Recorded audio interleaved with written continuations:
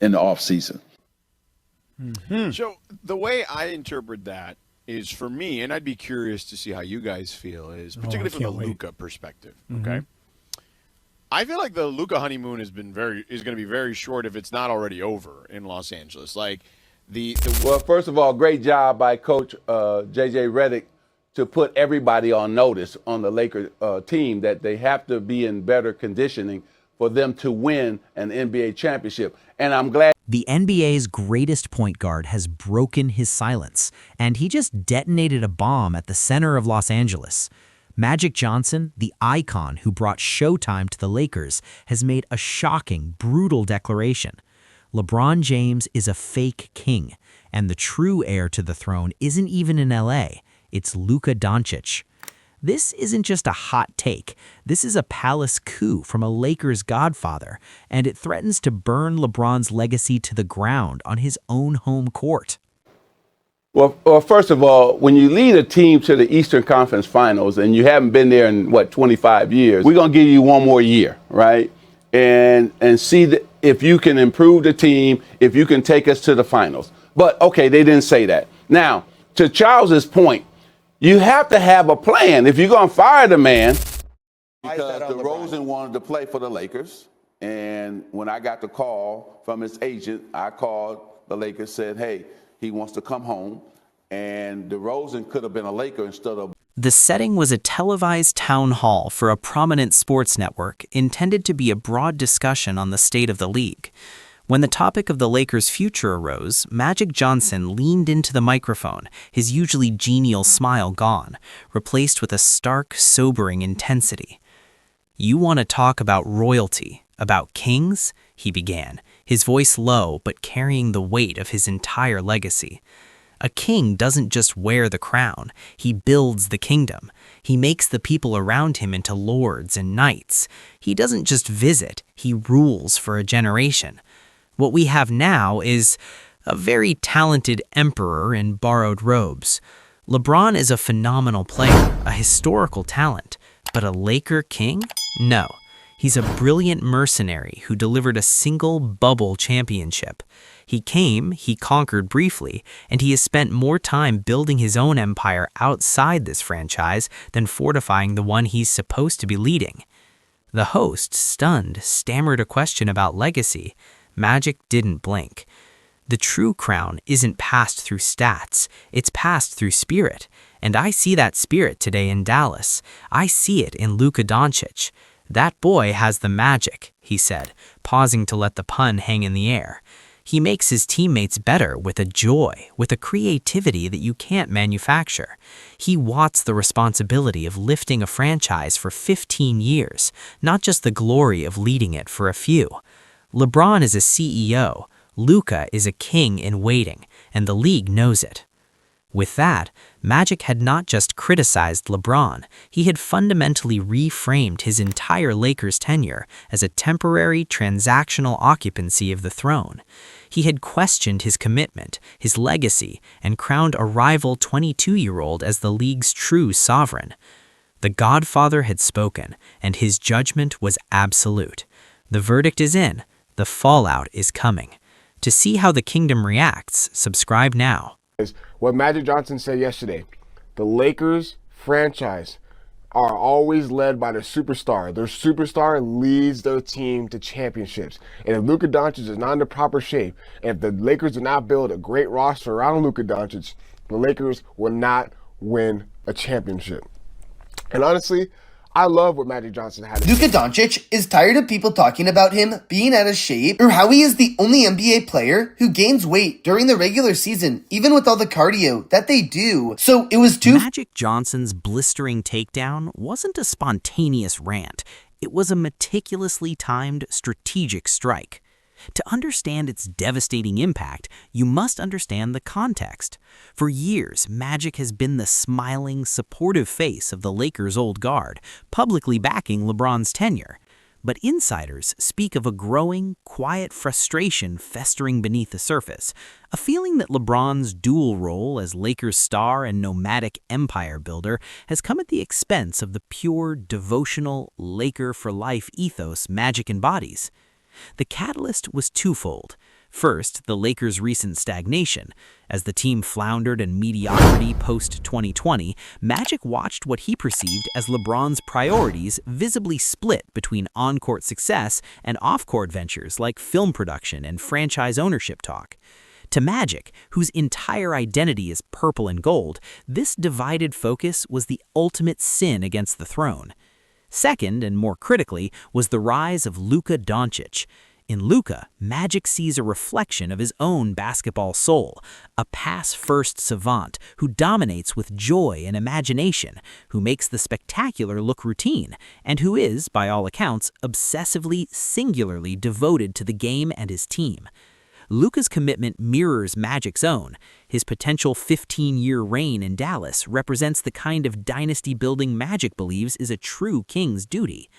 By contrasting Luka's pure, joyful reign with what he framed as LeBron's calculated visit, Magic wasn't just picking a better player, he was championing a better type of royalty. He chose this moment because Luka's ascent provided the perfect contrasting archetype to make his philosophical indictment of LeBron's era impossible to ignore. It was a comparison designed not just to critique, but to canonize a new heir in the court of public opinion, permanently changing the legacy debate. Magic's words are a declaration of war, but how does LeBron, a master of media and narrative, fight back against a legend attacking not his game, but his very soul as a Laker? The King's response is not what you'd expect. Don't miss his countermove. Subscribe now. Nah, absolutely not. I mean, because at the end of the day, I would never shut up about things that's wrong. I preach about my people, and I preach about equality, social injustice, racism, systematic voting, voter suppression, things that go on in our community. Do you feel like it's starting to get deliberate, though, in Bron's play style? Because we're seeing the lack of aggression. Only took 10 shots in this game, was 3 for 10 from the field. And then there's LeBron's way of playing, that is winning basketball. The basketball world braced for a response. Would LeBron James, the most carefully curated superstar in history, fire back on social media? Deliver a coded clapback in a press conference? Release a diss track? The answer, which shook the very foundations of the drama, was nothing. Total, deafening, imperial silence. LeBron did not mention Magic Johnson. He did not mention Luka. He did not defend his legacy. In the 72 hours following Magic's incendiary comments, LeBron's public output consisted of a promotional clip for his upcoming space movie, a congratulatory tweet to a tennis star, and a story about his daughter's volleyball game. It was the digital equivalent of a raised eyebrow and a turned back. He treated Magic's fake king pronouncement not as a threat, but as just another talking head in the cacophony of hot takes, unworthy of a direct response from the throne. Second, he reinforced the very CEO label critics use against him, demonstrating a cold, corporate focus on his own brand and family, unfazed by internal Lakers politics. Third, and most brilliantly, he robbed Magic of a fight. You cannot have a public feud if only one side shows up. LeBron's silence amplified Magic's words, making him seem like he was shouting into an empty, indifferent room. The masterstroke, however, was in the subtext. By focusing on his off-court empire and his family, LeBron was implicitly arguing that his kingdom is vaster and more real than the Lakers' throne Magic holds so sacred. He was saying, you are debating the kingship of a single basketball franchise. I am building a multinational empire. Your crown is a prop in my story. He didn't defend his reign as a Laker. He rendered the entire debate about Laker royalty seem small, parochial, and beneath him. The fake king, it seemed, was too busy ruling his actual sprawling domain to care about the title Magic was trying to strip away. LeBron won the first exchange by refusing to fight, but a silent king can seem like a retreating king. The vacuum he left was immediately filled by voices far less controlled. The war is now being fought by proxies, and the fallout is getting ugly. See who enters the fray next. Subscribe now. So as they're talking, Kendrick Perkins then says him and Rich Paul had a heated conversation. because after what he said on TV, Rich Paul apparently saw that and called up Kendrick Perkins to essentially confront him over his comments. And they got into this back and forth over the phone where he was telling him like, yo, bro, it's over. It's Luka's team now. The new management group that represent Luka, they're the ones running the show now. DeAndre Ayton, he's a client of... your guys' dynasty run comes to an end. You get swept by the Pistons in 89. Did you guys know? Did you think there was an opportunity to get back? Guys were getting a little bit older. And how good was that Detroit team? LeBron's towering silence created a vacuum, and into that vacuum stormed his loyalists and detractors, turning a personal clash into a sprawling, public proxy war. The battle was no longer just between Magic and LeBron. It was for the soul of the Lakers' narrative, fought by their most vocal supporters. First into the breach was Rich Paul, LeBron's agent and brother. He didn't mention Magic by name, but his tweet was a precision strike. Funny how legends become haters when their relevance fades. Real ones build empires and stay focused. The noise is just background music to the climb. The message was clear. Magic was bitter, irrelevant, and consumed by jealousy of LeBron's modern, multi-platform empire. Paul framed Magic as a relic stuck in the past, while LeBron was the future. The counterpunch came from the old guard. James Worthy, another Showtime legend, came to Magic's defense on local radio. Magic speaks from the heart, from love for this franchise. He's not a hater, he's a historian, and sometimes the truth about how you steward the crown isn't pretty. We've seen one style of leadership. Magic is pointing to another, purer one in Dallas. Worthy's comments legitimized Magic's attack as a principled, historical critique, not petty jealousy. Then the modern players picked sides. Draymond Green, never one to miss a narrative war, sided with LeBron's silence. Why would he respond? To what? To a narrative? LeBron is playing chess at a level where he doesn't even see the board these people are playing checkers on. His legacy is global. This is local gossip. Meanwhile, J.J. Redick, now a prominent media voice, offered a more analytical take that subtly supported Magic's core argument. The comparison isn't about stats, it's about aesthetic and commitment. Luka's game feels like a lifetime commitment to basketball artistry. LeBron's feels like a lifetime commitment to LeBron Inc., with basketball as a division. Both are valid, but they inspire different kinds of respect. This proxy war accomplished what LeBron's silence could not. It defined the stakes. On one side, the Laker for life ethos, legacy, purity of purpose, embodied by Magic and Luka. On the other, global empire, modern brand building, and transcendent, multifaceted greatness, embodied by LeBron. The fight was no longer about who was better, but about what kind of greatness a franchise should cherish. The arena was set for the final, symbolic conflict. The philosophical war is raging, but in Los Angeles, there's only one court that truly matters. The first Lakers home game after Magic's comments would become a surreal referendum, a live taping of the city's fractured soul. The atmosphere was electric with tension. Don't miss what happened. Subscribe now. Get into it with a fan. So that wasn't nothing out of the ordinary for me. No matter if it's a home crowd or a crowd, that's not, or someone on the opposing side.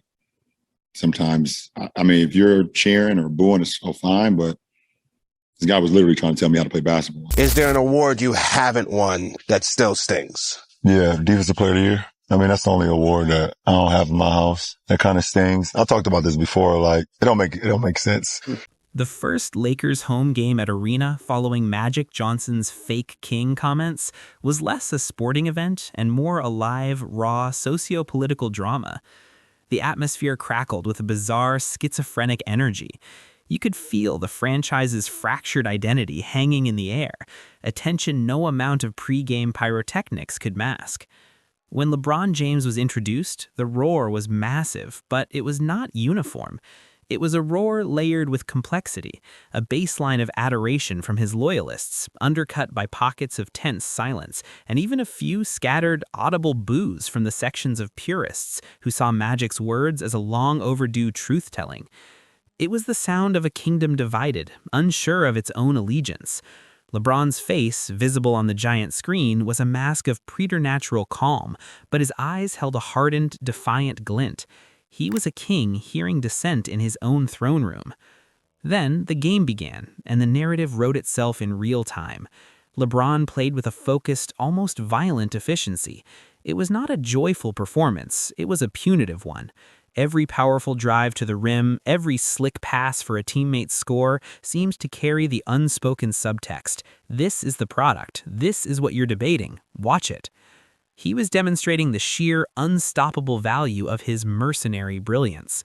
The crowd, despite its divisions, could not help but ride the wave of his dominance, erupting with each play. It was a testament to his power. He could force a divided house to cheer for him, even if some hearts were elsewhere. The most telling moment came during a timeout in the fourth quarter. The Jumbotron cut to a fan wearing a vintage Magic Johnson jersey. The crowd reaction was a confused mix of cheers and murmurs. Then, almost instantly, the camera operator, whether by directive or instinct, panned sharply away, finding a child in a LeBron jersey instead, to a much cleaner, louder ovation. It was a microcosm of the entire night. A brief, awkward acknowledgement of the past's challenge quickly refocused on the present's undeniable force. The message from the franchise's operational core was clear. The king on the court is the king we must showcase. The game ended in a Lakers victory, led by LeBron's stat line.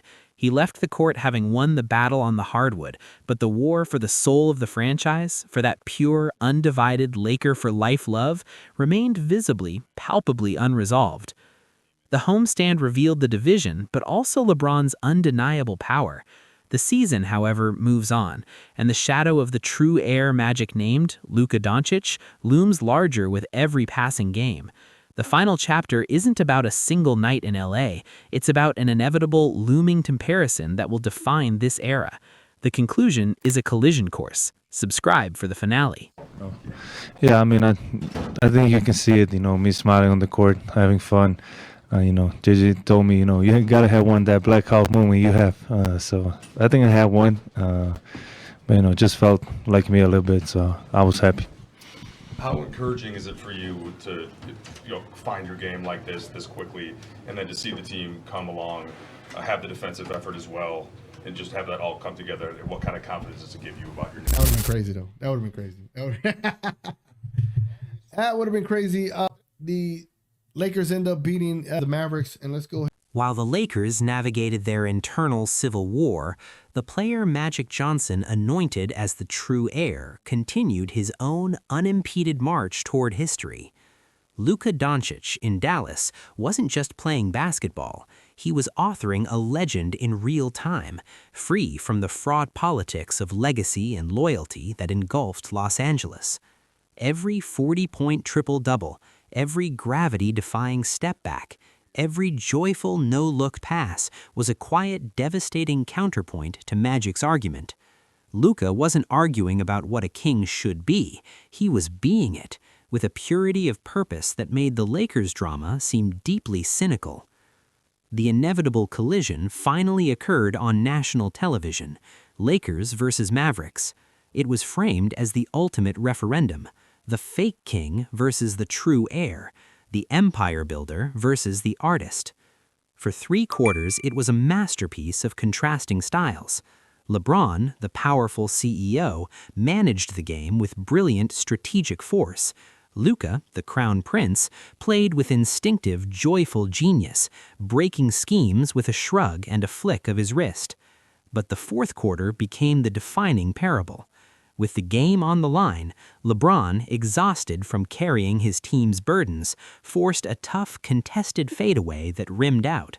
On the very next possession, Luka, double-teamed, spun and fired a one-handed cross-court laser to a corner teammate for the open, game-winning 3. The contrast was stark.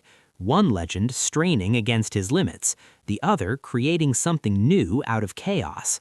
Luka didn't just win the game, he illustrated Magic's entire thesis. The true king makes the kingdom better in the clutch, not just shoulders its weight.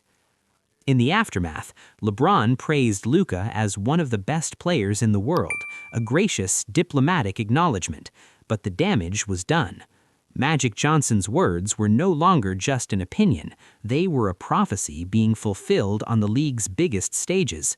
LeBron's legacy as a Laker, his claim to that specific hallowed throne, was permanently complicated.